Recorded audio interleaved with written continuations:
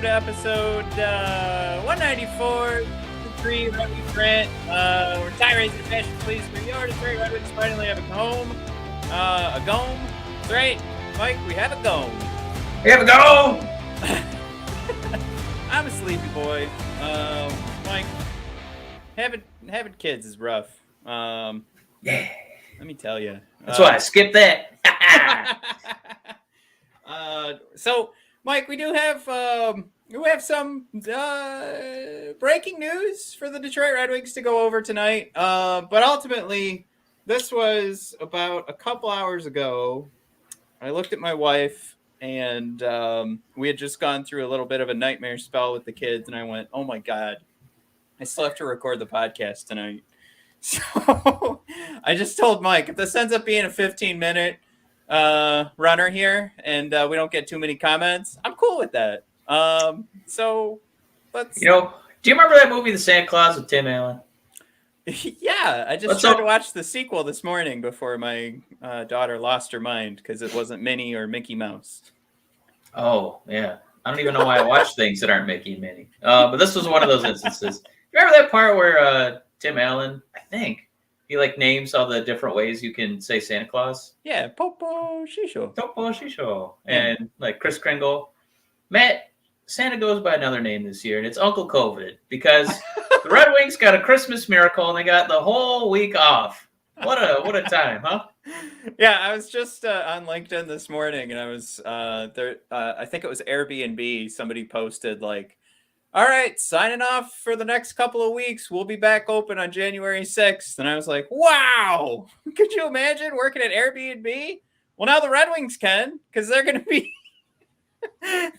be off at least until December. You know what? I think I wrote March now in the notes now that I think about it. But they're going to be off until December 26th or December 27th, I think, is the first game that they'd be coming back. We're flying by the seat of our pants today, ladies and gentlemen. So this isn't, I don't have a nice slideshow like I've had for a while. Announced today, due to the concern with the NHL PR, actually, I should say, announced today that with the number of positive cases within the last several days, as well as continued COVID spread, the Detroit Red Wings games will be postponed at least through the scheduled completion of the league's holiday break on the schedule on December 26th. The decision was made by the NHLPA and club medical groups. So it was simultaneous posts by the Detroit Red Wings, actually, on Twitter. They said, we're canceled through December 26th. And then the next post by the Red Wings, so that this was, I don't know why, they followed it up with this. And they were like, also, here's another slew of Red Wings that we're adding to the COVID list, just to kind of... Yeah, it's a lot of players. Tristan's back. Hey, boys, guess who had tickets for tomorrow's game? No. Sorry, Tristan. Yeah, that sucks, blows. Man. That hurts. Yeah. It's pretty rampant. Yeah. I mean, it's crossing all the sports. It's not even because I think I had my suspicions when LeBron James tested positive, and then suddenly he was playing in the next game because he took 6 or 7 negative tests in a row. But now it actually is hitting all sports, all-star players. So yeah, I don't know if this is going to pop up on YouTube, but I'm going to try and highlight this right here.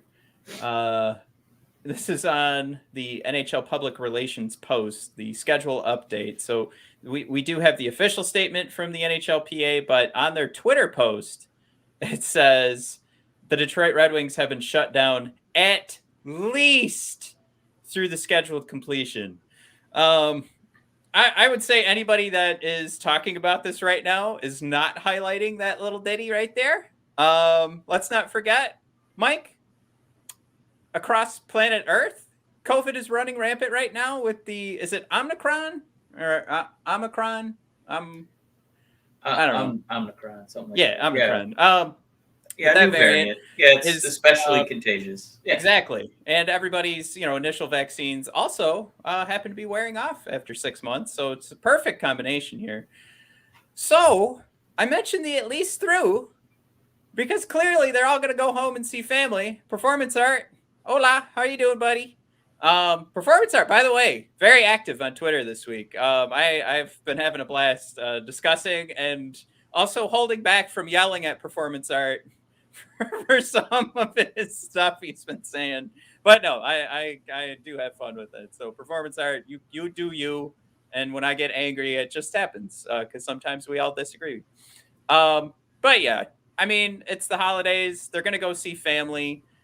I don't have a ton of confidence with the mention of the at least through because it's not like they're telling them, like we're going to shut down. I think, Mike, we were invited to parties. You and I are vaccinated, so to me, it was kind of like, okay, I know I'm safe. I'm going to be getting the boosters this week, so hopefully that'll do a little extra work, and hopefully it doesn't put me out for Christmas Eve and Christmas. But I'd say like that's another fear. Like if the NHL has the rule that if you're vaccinated and you test positive, that at least through mention on the NHL PR statement here should have us shaking in our boots come December 27th. The New York Rangers might want to prepare for an extra long Christmas break, is what I'm saying. That's our first game out of the break. Yeah, I don't know how much more there is to add. At least it kind of feels like that the league is being a little bit more active with, okay, we have enough of an outbreak. We're just going to shut it down. I mean, I know the Red Wings, in that game they won against the Devils, it was nice to win, but, we saw how much of an emergency panic button it was when we suddenly had to call up these guys who, we just needed warm bodies literally on the ice. Yeah. We'll try and have our first line out there and we'll just boggle the rest of, just hit the boggle button on Grand Rapids Griffins and any other Red Wings. Wasn't Osterley playing on the wing yesterday? I know he was listed as the seventh defenseman. I don't know if I did catch that. Because I think he had time on the wing yesterday too. Oh, wow. So it was all didn't over even the catch map. that. Yeah. So I don't know. I think it's a good move, but it's probably we'll game. See how it pans out the rest of the season, because I know that they also had contingencies should this happen, where they had, we're supposed to have extra breaks scheduled so that you could still reschedule games like this. Yeah. Well, it's one of those things too. Like it's even one game too late, right? Because now the Red Wings announced Sam Gagner, Pius Suter, Joe Veleno, their video coach Jeff Weintraub now have COVID. You don't catch it overnight, but I mean, those are another 4 guys that were on the ice, or 3 guys that were on the ice last night that could be spreading it in Jersey.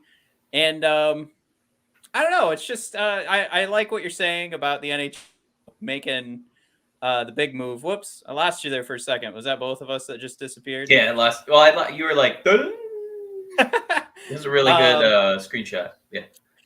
But I wish, like with everything that was happening the day before, I think that was probably the move. Can I ask a hard question? And maybe this is something I want to kind of hear our folks kind of comment on. I don't know if I want to use the word upset. I mean, do you approve of the way that they're handling this? And I guess the way I want to phrase it is, I like that I can still get my NBA and NHL fix. Yeah. And then if it has to be, like a week or two where suddenly, the teams that I like have to take a break, I understand. And I guess if I'm still going to get my fix and know that most of these players are vaccinated and doing their best to not, spread it around, it almost feels like, an evil I can kind of accept. Am I in the minority in that feeling? Well, what did Steve say yesterday? Steve said he doesn't understand what the NHL is doing with kicking guys out of the game who are vaccinated and are showing symptoms similar to a cold. So to say you're in the minority, how do you feel about that with Steve saying coming out and throwing down with the NHL? Because I'll say this. I feel like they're just trying to cover their own keister, right? Yeah, I'll say this. I think right now the NHL has no idea how to handle it properly. So I think, yeah, you're right. Like this is really the best way to handle it. I might have cringed a little bit when I read that Steve said that yesterday. I was a little like, oh, all right. Well, Steve, here's what we do. We offer solutions. I love Steve Yzerman. We all know that when it comes to being an NHL GM, clearly he's made some moves that there are very few negatives that we can point to right now. Maybe not, we're not going to land on Steve Yzerman for figuring out how to work through a pandemic and an outbreak on his own team. I'll say that. I wasn't too impressed with Steve's comment because usually you ask for solutions, and just complaining about how things are being handled is never enough for me. And I think there is one, to take that a step further. I heard it discussed on Puck Soup this week. They were saying, if it's more about making sure that everybody gets the booster, and then we can start to make decisions about keeping, it's going to be keeping these players away from people that they can infect if we need to play these games, because what they decided to do now is really the best solution. Games canceled, done. Nobody's going to the arena. Players aren't coming and getting another team sick. Like, that's really the best solution. But if you absolutely need to play these games and put them on TV, then maybe we force, get everybody to get the booster. Also, nobody's allowed in the arena. Because what Steve's missing is that these guys who have cold-like symptoms could pass it to somebody who is not vaccinated, who could severely turn. I mean, I hear these stories from my wife every day. So I don't need someone to tell me like it's not that bad. I don't need someone to tell me like, oh, I've had it before, so I'm fine. Nope. Hear these tragic stories literally every day because my wife is a doctor and is in the thick of this. Doctor wife. So like it really does. I'm sorry if it's about saving the person that is going to lose a loved one. Saving that loved one could be somebody close to me. Yeah, I'll do everything I can. So I'll put it that way. But yeah, if we want to say what's the, go the step further from what Steve did and try and come up with a solution, that's probably the best way to do it. Got to do the boosters, keep fans out of the arena until we have, the better idea. So then Steve doesn't have to run to Grand Rapids and fill out a team, which I think is where that comment came from. I think he was frustrated with the day that he had to do that because he has guys that he's saying he feels like they just had a cold, right? And that's frustrating. Well, I think the problem is that people are looking at it like, if I'm driving, that's my choice if I don't want to wear a seatbelt. But the problem is that it's more like texting where you're choosing to text and it impacts so many other people. So, yeah. And then I guess I would say that if we're going to have these breaks, I don't know if we need to have these games played. It's a little bit like in baseball. Sometimes like the teams in the lower half will just finish with a record that's under 162 games because did we need, game 132 against, the, National League team for the Tigers? Nah, not really. We'll get them next year, so I guess what we're going to look at is a longer season, but yeah. Like longer in terms of teams that matter, right? Where they'll actually play maybe their full 82 to help get the playoff seedings in order. But I want to go into the comments real quick. They're all vaccinated except for Bert. This is Tristan. What's the point of shutting down the NHL with light symptoms? They're supposedly at very little risk from harm. So back to my original point, I would just say to this, Tristan. So, Tristan followed that up by saying he's on Stevie's side. I think Steve was frustrated. I think he wants a better solution, but I think shutting down the NHL is a sign that they don't have a better solution right now. And that's the best solution when you have all right, let's not keep spreading the virus. Let's just shut it down. We'll figure it out, which is probably what they should do across the league instead of just picking teams here or there. I would say that's probably what, why you go that route of shut it down, figure out what you need to do. Like, don't go on the fly because it's just the NHL. It's just silly little games. So we don't need to play these games. So this is like the last thing on our priority list until we can figure out the best way to keep everybody safe is kind of where my head's at. But kind of doubling down on that idea, like, sure, we can come back and do games, but Mike, I told you when I went to Little Caesars Arena, my wife and I were the only two people, even though there's signs everywhere that say we recommend you wear your mask right now. Mm-hmm. Signs everywhere. We were the only two people that wore our masks inside the arena. The only two. It's insane. And it's just taking that extra step to make sure maybe the person sitting next to you is not vaccinated and they could get sick. You can still carry it if you're vaccinated. I'm safer, but I'm trying to help everybody else. And that's kind of where my head's at. And I'm not saying if you're not making those choices, you don't care. I'm just saying, why don't we try and put ourselves in that situation where why don't we just do everything we can? And I think now we're getting a little too far off the rails. Yeah, we're getting a little far into the weeds. I guess I would just say that the reason that I'm siding with the NHL and the Red Wings plan to just shut it down is we don't.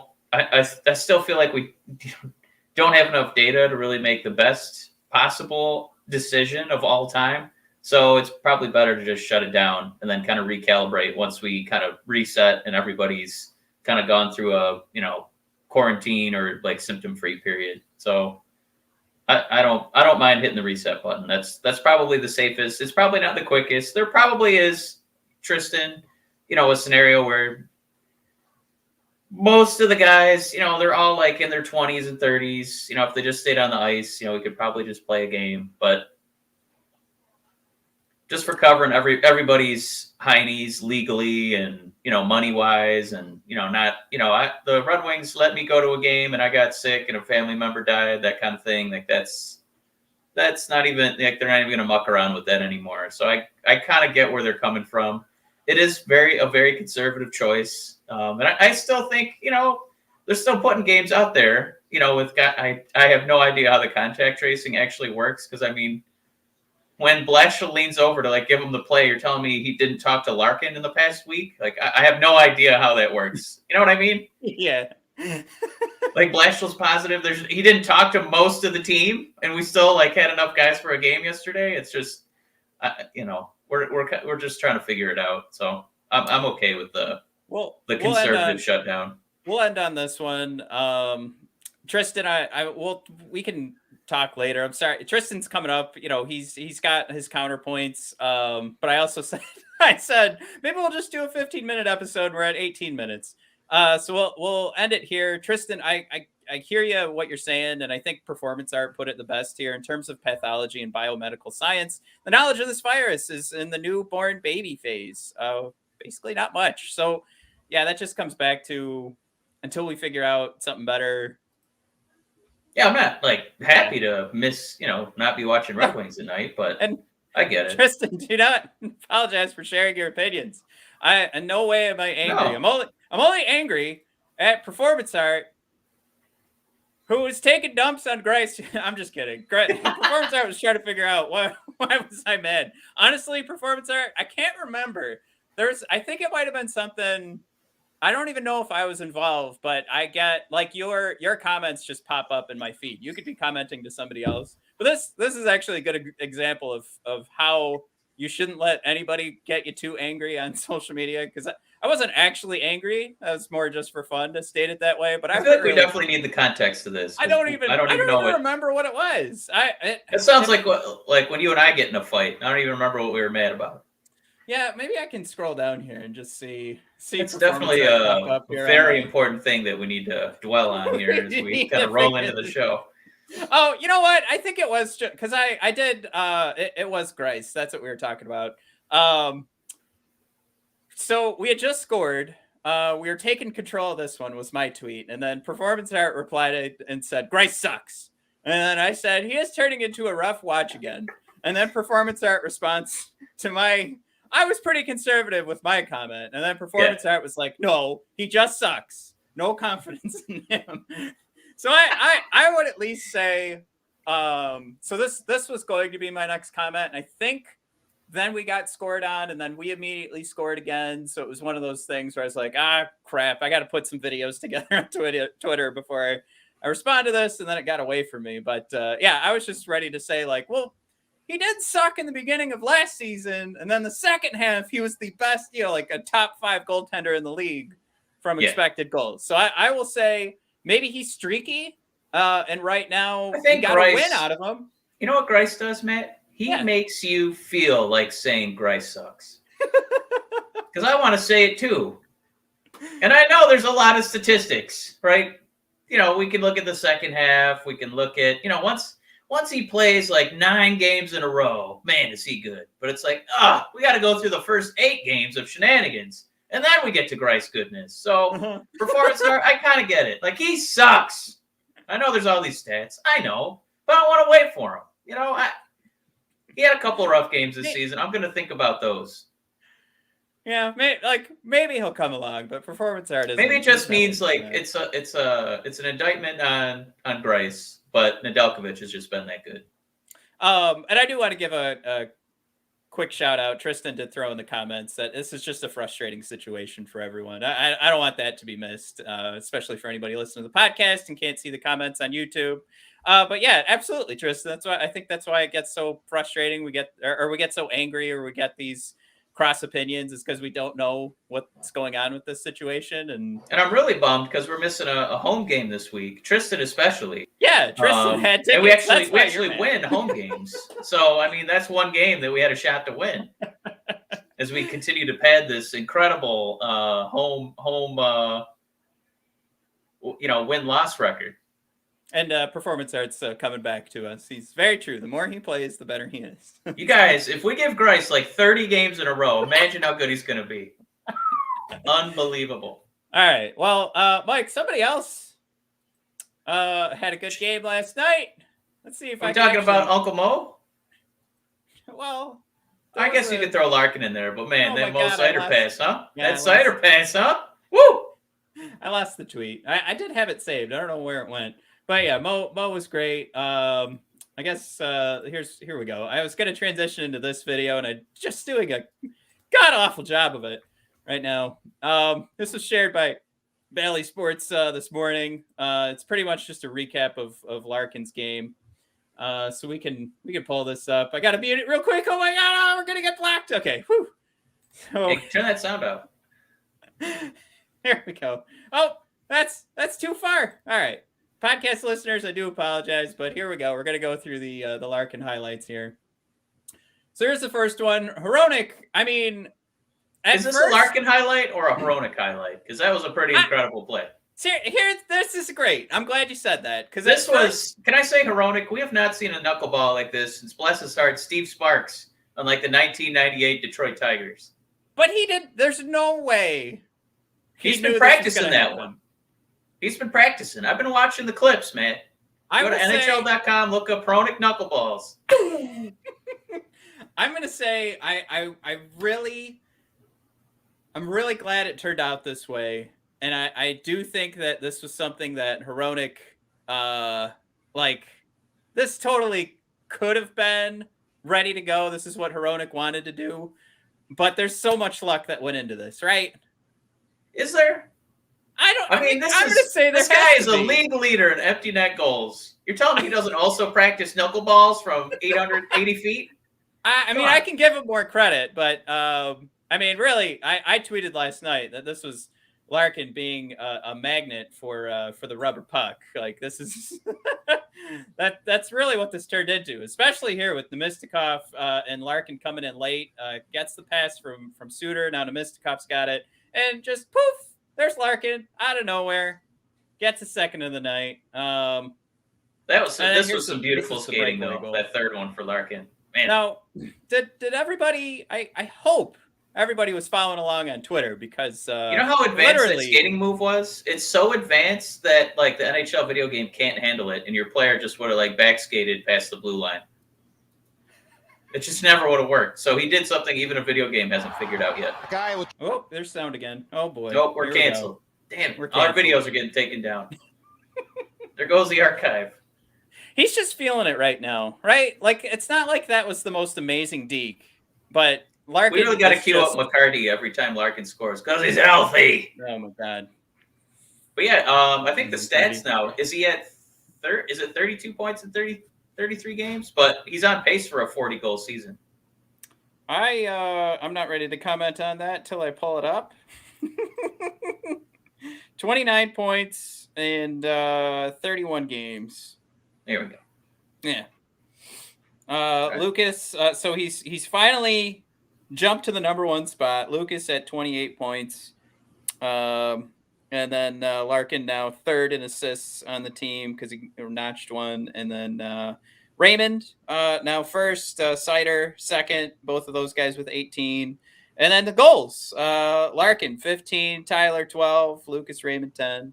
It's Mike, sound familiar? That first line seems to be common denominator there. Yeah, they've done okay this year. They've been okay. Yeah, I did have that. I think we probably should queue up that Seider play because that, Mike, could be one we're looking at like in a couple years where we're like, are the Red Wings Rant faithful? Are they familiar with Randy Marsh on South Park having ectoplasm all over himself? I don't know. Because that was Mickey Redmond in the booth last night on that Mo Seider pass. Gross. I guess, there's for sure. It's been mentioned, I bet, on the show. Definitely in the Brothers of Discussion. I don't know if Red Wings Rant has had the pleasure of that image being featured. But yeah, let's back up here. Oh God, there's sound. Oh God, I blew it up. Oh, Bally's gonna destroy us. We're done. Oh no, it happened again. Bally's, no. We're not making any money off this. Bally's, please. Well, that's actually part of the conversation too. Is we get in a little bit of trouble here. I don't have to say that we own this because we don't make any money on YouTube right now, so we get to just skate away scot free. All right, so here's our boy Mo. Right, for podcast listeners, we're talking about our Tuesday goal here. So what? Our last episode, we gushed about the play that Seider had just to make a little extra space. So on the power play, Larkin could put one in, right? And it wasn't really like the greatest shot in the world we saw from Larkin, but it clearly was all about the space that Seider generated. This right here is all about making sure we can actually get into the zone. I'm going to say on time because I can't think of a better phrase. I mean, this is just a veteran move as he moves through here, and he has to get the puck away with two different, I'm going to say jersey, because of their dumb jerseys last night, jersey defenders coming in on Mo. So he makes the veteran play to get in onside, and he immediately knows where he's going next. And that's a between the leg pass right there. Can I add a caveat to your description? Yeah. You said veteran play. Bless his heart, Mark Stahl is a veteran. I've never seen him make a play like that. Man, there's few defensemen in NHL history I feel comfortable seeing that maneuver from. He made an elite, future Hall of Fame play right there. Just waiting for that, not just the smart move to wait for everybody to tag up, but yeah. And that one's more like, if you're going to be in the NHL, you better be able to figure out how to do this. We've seen guys who are creative. We've seen players who are smart, but he's creative and smart, to even get this puck into a spot like that. Performance art. Bert's hair in slow motion is epic. It's a good look. Yep. So as we scroll forward here, we'll watch it one more time. But yeah, another element to this is that Tuesday's ready to go. Right? We're going to talk about rookie to veteran and the hockey smarts. Tuesday knows he can trust Seider already. There's no question about it. So he's going to go get this play set up. And think about, you could have that thought in your head, oh, I should go help out the rookie. He's about to, it's a 2-on-1. Look, he's on the point. If this is a turnover, I mean, we're in big doo-doo.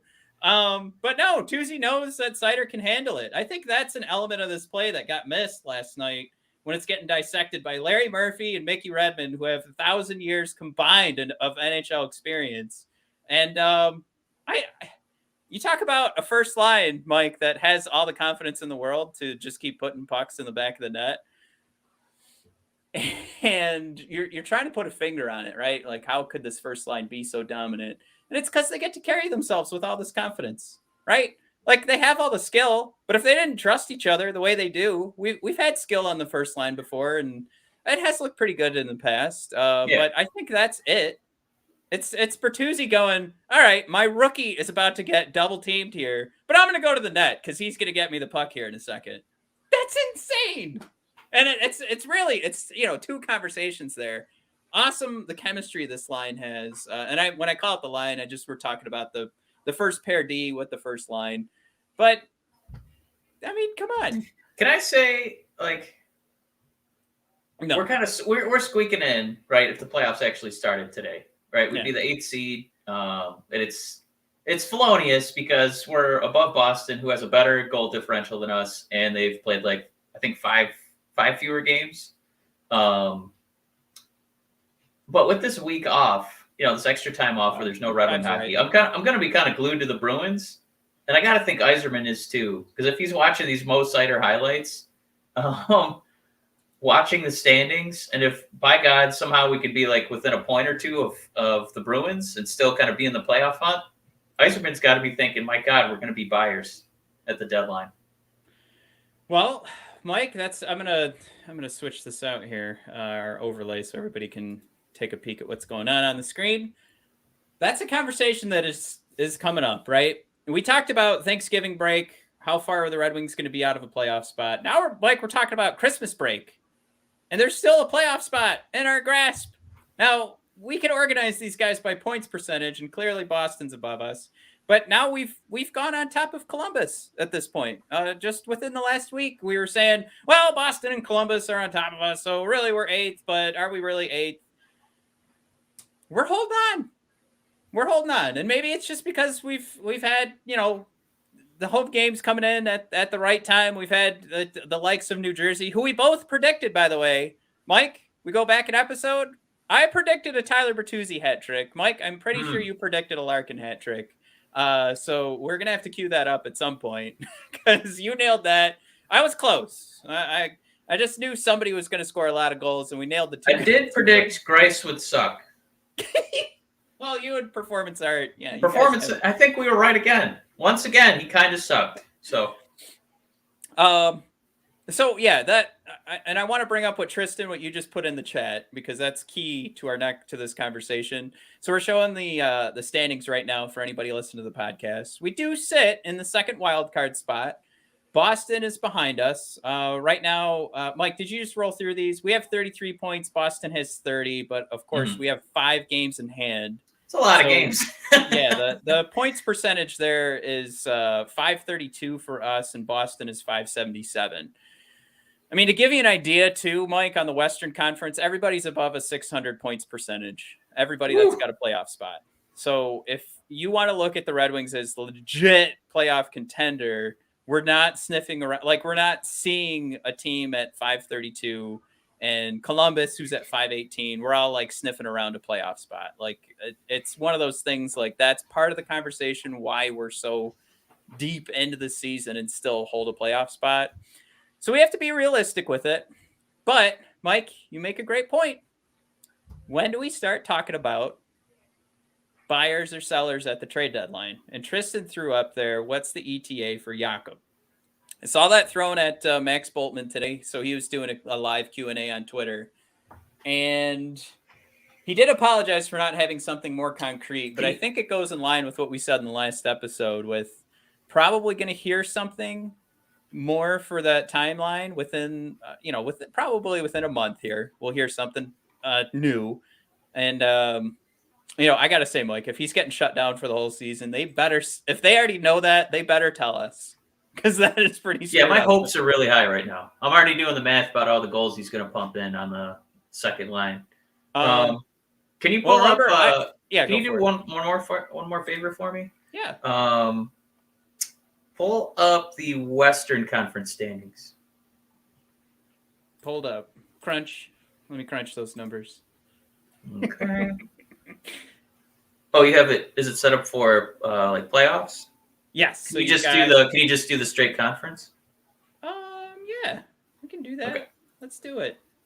And then I want you to go to the bottom third of the West. So I'm watching the Bruins, and I'm watching team number 11. San Jose? Yep. Because they have our boy. Just chilling. Having another fairly productive season.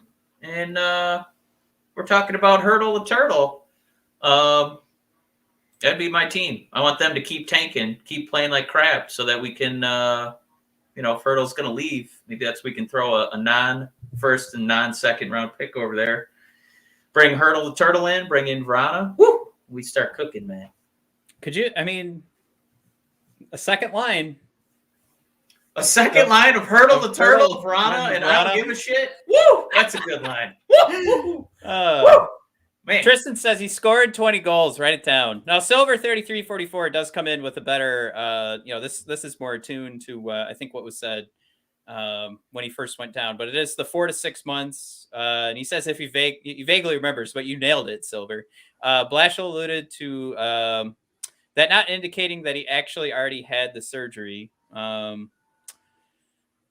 Wait, I'm confused, but all right. But Silver, you said not indicating that he already had the surgery. Okay, I got it.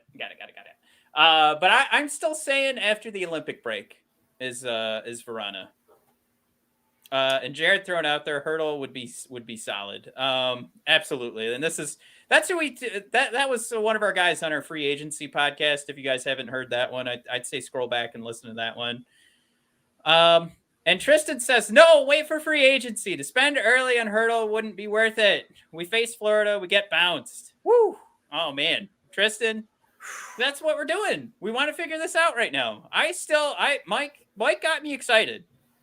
If let's say we are even sniffing like top 3 division, is that where you want to be, Mike? Because right now, if we go back, I'll scroll back to the standings and we look at our division here. Tampa, Toronto, Florida, 42 points, 40 points respectively. And then you jump down 7 points to the Wingdings at number 4 in the Atlantic. Do you want to see us a couple points out of that division spot before you're a buyer at the trade deadline? I'm watching. There's only one move I want to make that is feasible, and it's going to be Hurdle, and it's going to be, like I said, not a first, not a second. It would have to be a third round because he's going to be leaving anyway for a Sharks team that's boo-boo. You can come here and play with these amazing kids. Maybe. I mean, it'll be interesting. I definitely a third rounders. I'm definitely lowballing them, Tristan. No, there's no getting around that. But as far as a couple teams I'm going to be watching with the Red Wings off, I'm going to be watching the Sharks. I want to see them if they keep stinking. And I want to see Boston. I want to see what it looks like when they catch up to us in games played. And we just haven't had this option in a while. It's just always been sell. For 5 years in a row, it's been sell. And it's been, kind of sit back and let the other teams, throw draft pick offers at us. So I think it's at least something to think about. Well, here's another thing to think about. Jared Shaw thrown out there. Vrana had his surgery on the 5th of November. So that does really put us into March for that 4 to 6 month timetable. Performance art summed it up here. Poo-poo. Yeah, that is poo-poo. Yeah, it's a little late. That's a little later than I thought. Yeah. Tristan throwing up, what got pulled in for Foligno. I mean, yeah, if you can pull what Mike's talking about, absolutely you pull the trigger because that's not going to hurt us. But it would have to be like an Nedeljkovic move or Yzerman is just baffled that they made the move. Yeah, and that would probably have to happen now, right? Like you're getting outside of the trade deadline. And I think that's when that move gets made and you're like, wow, can you believe what the Red Wings traded away to get Hurdle to fill out this roster? But even that wouldn't make sense right now because we don't even know what Vrana's timetable is. So I'll say this, Mike, you're right. If it's a third round pick for Hurdle, absolutely you do it. We're also the other thing that this is dependent on is the standings in a couple of weeks when Boston actually catches up. So this is still very hypothetical. Yeah, and I think maybe one of the things going for us right now is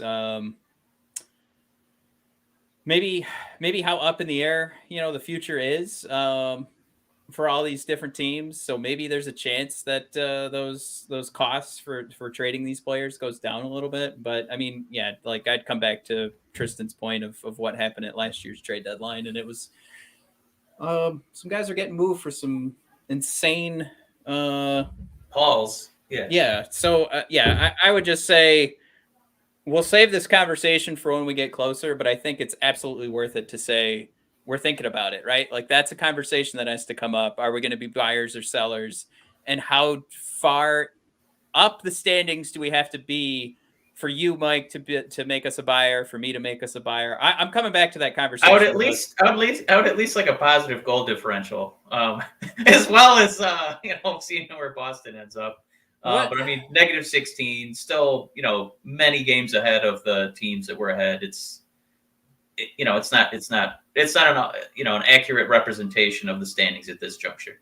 Let me throw in another caveat here, Mike. This is probably the most important one. If Verona comes back, the trade deadline is March 21st. So 4 months on the button means he's coming back March 5th. I doubt that'll happen. Yeah, that's a very optimistic return. But you want to see Verona come back and see what he looks like. Because you're not going to make trades here to fill out your second line. Like when I'm doing Red Wing Kool-Aid, this is a lot cheaper. This is again, another very glasses half full. Everything's going right. I mean, we would either have to be at where we're at in the standings or a little bit better, and we'd be cooking. So a lot of things would be going right if I'm looking at Hurdle. Yeah. Jared thrown out there. I think the GMs in the league have Stevie's number blocked after that Ned trade. I think that's going to be something too, where when we start pulling in the Tomas Hurdles, it's going to hurt, and it's going to hurt bad. I don't know if I want that trade that's going to hurt bad now, because still great points by Tristan of like, if we make it to the playoffs, do we really think we're going to pull Montreal Canadiens and go to the Stanley Cup? I don't think so, to be honest. Like, we would really have to blow that trade out of the water and probably pick up a couple of guys. So there's teams that are going to be like legit playoff contenders already that are going to be making a lot of moves to think about like the Edmonton Oilers and how many trades they're going to need to make, and we would look at them as for sure going to be in the playoffs, and they're not as they're not far behind like us. They've gone on a little bit of a dip here when loss wise, but that's a team to compare to, where if they pick up a couple of guys, legit Stanley Cup contender, we're picking up a couple of guys to just lock in a playoff spot. Is that really what we're ready to do? No, but I think it's also part of that seduction phase, where with free agency, it's just kind of like, well, have you heard of Hockey Town? And remember, we have Gordie Howe from the, 50 years ago. Man, don't you want to sign here? Our stadium's named after a pizza place. And you get to play with Moritz Seider, kind of. He'll be on the back line for you. Yeah, but who are the other 5 guys? We don't know. So I guess besides just throwing a bag at him, I feel like having him in a trade and kind of giving him a little bit of time, in Detroit to kind of get a feel for what it's like to play under Yzerman, I think that does make a difference when guys are traded for instead of just signed. But Performance Art throws out there, I think we stand pat. Tristan throws out there, it's the off season that's going to be the biggest one for us. Massive cum shot throws out there, everything depends on Chris Hill spending to the cap next year. He's not his dad. Is that Swedish? Is it Massiv Kumshat? Good to meet you, Massiv. I saw that pop up in the comments, and I couldn't have been more excited to announce our Swedish friend Massiv. Our new friend Massiv Kumshat. Is it Kumshat or Kumsho? Yeah, is that a silent T at the end? Yeah. Tristan continues. We're going to spend big. Wait, you lost that comment there. Go back. Yeah, we're going to spend big this offseason, turn things around. I'm saying we lock in a third in the division next year. Yeah, it'd be nice. Yeah, everything's kind of pointing that way, right? I mean, you talk about we know how good Seider looks. What if Edmondson looks like 80% Seider? Whew, man, what if he's just 30% Seider? Immediately our second best defenseman. Yeah, 80% was generous. You're actually right on that. So he's not a Hall of Famer, but he's an all-timer. Gotcha. Okay. Performance art thrown out there. Quick little ditty on the Oilers. I did want to say I saw this pop up in the comments, and apparently this rumor that Mike Babcock is headed to the Oilers to make them a Stanley Cup contender was actually a rumor just started by a fan. So then a writer picked up on it, and I think he looks pretty silly right now. So I did see that. Did a Babcock burner Twitter account start that rumor? Yeah, Babcock started that rumor. One of his burners? Well, yeah, I don't know. Yeah, there's nothing to that. Kenny Holland, he's ready to pull me back. Oh. This would be good news for you, man. So you can brush off that impression and bring that back. Massive cum shot, or I'm sorry, Massive cum show. Out there after what Babcock did to Johan Franz, and he's worse than Torts for player morale. I agree, Massive. I hope we never see Babcock again. Massive, every time you throw in a Mr. Cum Show. Mr. Cum Show. I am so tickled by that name. I'd be very afraid to find what is on your YouTube channel. Wow. Yeah, it has to get taken down like every day. Just yeah. How many iterations of Massive Cum shot? It's Cum Show, man. Massive Cum Show. Cum Show. I'm sorry. Yeah. Soft T at the end. Yeah. Here we go, Mike. We have the stats are in. Tristan, Edmondson is going to be 45% Seider defensively, 110% Seider offensively. And to think that the things I've been most impressed by Seider with are his offensive moves the last couple of games. Holy mackerel, Mike. 80 points for Edmondson. I love this Scott Steiner math here. This is really good. Yeah. 30. I wish I could rattle that off. I'm not even going to try. Look up Scott Steiner math on YouTube, you guys. You will not be disappointed. Yeah. Here we go. Big Papa Pump. Massive Cum Show, Babcock and Evander Kane, KHL material all the way. That's another thing, Mike. We got to ask. I think Tristan brought it up in the last episode in the comments, and we were just so busy I missed it. Red Wings have been checking out Evander Kane. Here's my official stance on it. Nah, I'm good. Unless it's like a run with the Griffins, which I know some people are huge Griffins fans. I'm not. I have joy going to Griffins. Like it brings me joy to go to a Griffins game. If they were to poison their roster with Evander Kane, I would rather trade another first for Kyle Quincy. That is the best way to put That's my official stance. Mike, you nailed it. That's got to be the way to end the podcast. That was we got to roll. I said 15 minutes. Mike, we're at minute 48 right now. Damn it. I'm gonna throw this out there as we wrap up. Please subscribe to the channel if you guys had just a modicum or a modicum of fun here. If you too had a Massive Cum Show listening to this episode, you should definitely subscribe. Thank you so much, Massive, for jumping in the comments. I really enjoyed it. More eloquent than I would have exped from. I hope you stick around. Yeah. Yeah. No, honestly, I saw the name and I was like, "Oh boy, this is going to be an ad," and it wasn't. So I appreciate it. Thank you, Cum Show, for coming along. Go for coming.